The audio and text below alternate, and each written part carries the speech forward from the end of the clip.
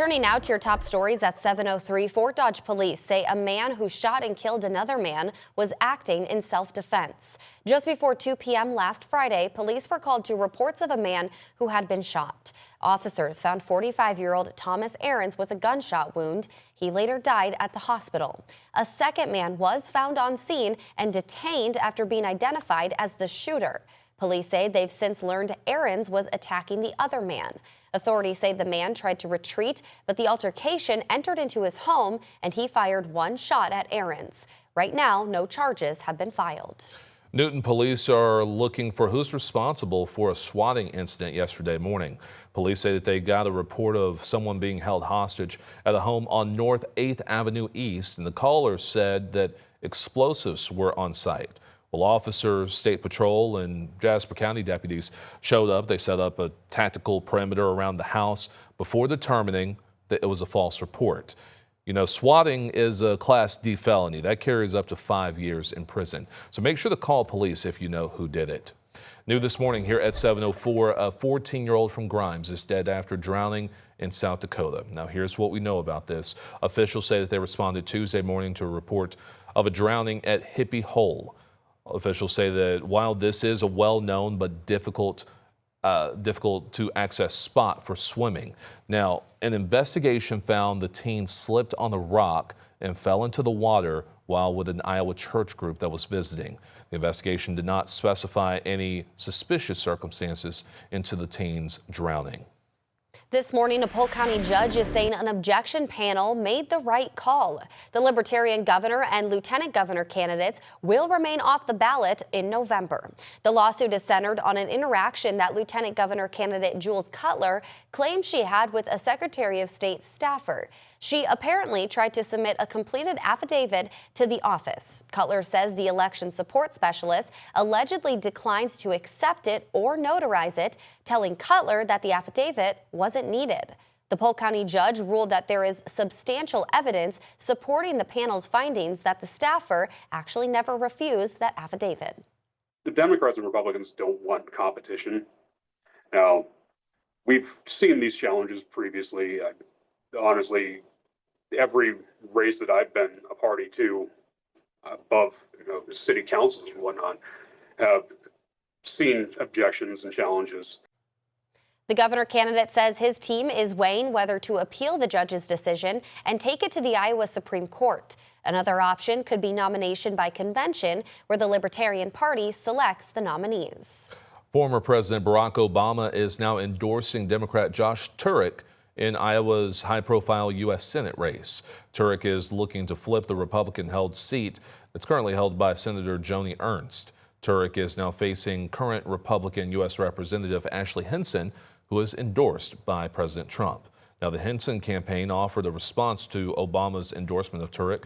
Her team saying, quote, "Another liberal endorses Josh Turek. Shocking."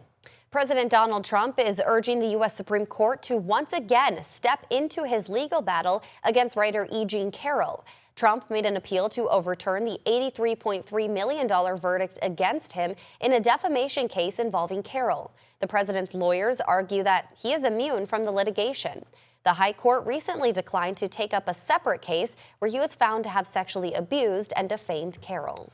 Dr. Anthony Fauci testified before the Senate yesterday. His appearance by subpoena came before the Homeland Security and Government Affairs Committee. Fauci repeatedly invoked his Fifth Amendment right against self-incrimination under questioning. Republicans argue Fauci should be blamed for the nation's response to the COVID pandemic. Fauci's lawyers say any accusation against him is baseless. It's because you did all kinds of terrible things. It's because during the pandemic you got rich, didn't you? Yes or no, Dr. Fauci? Did you try to block or trap President Trump into the slow the spread, flatten the curve measures in March 2020? This stems from the committee releasing Fauci's diary, where he wrote about his concerns about the pandemic and also criticized Trump's response. New this morning here on We Are Iowa Plus, credit card swipe fees keep going up. Yeah, it's costing businesses and consumers more money every year. Jen Sullivan explains how they work and what you can do about them. Using your credit card to pay for purchases is quick and easy, but that simple swipe can come with a lot of hidden fees. These swipe fees are set by the major credit card companies. What they do is they tell the banks that issue your cards how much to charge the store where you shop.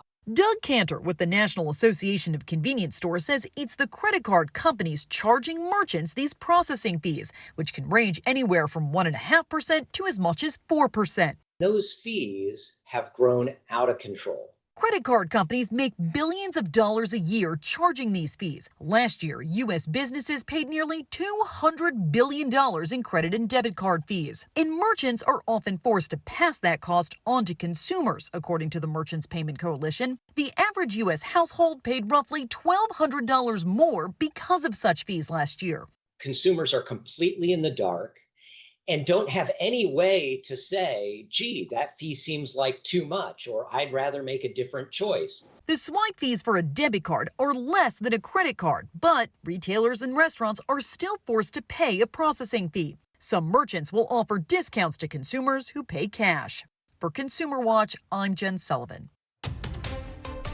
Back here in Iowa, it's been drier the last couple of weeks, and this dryness, it comes at a pretty bad time for Iowa's main crops, that is corn and soybeans. Right now, one expert says crops are doing, quote, remarkably well given the conditions. However, that could change.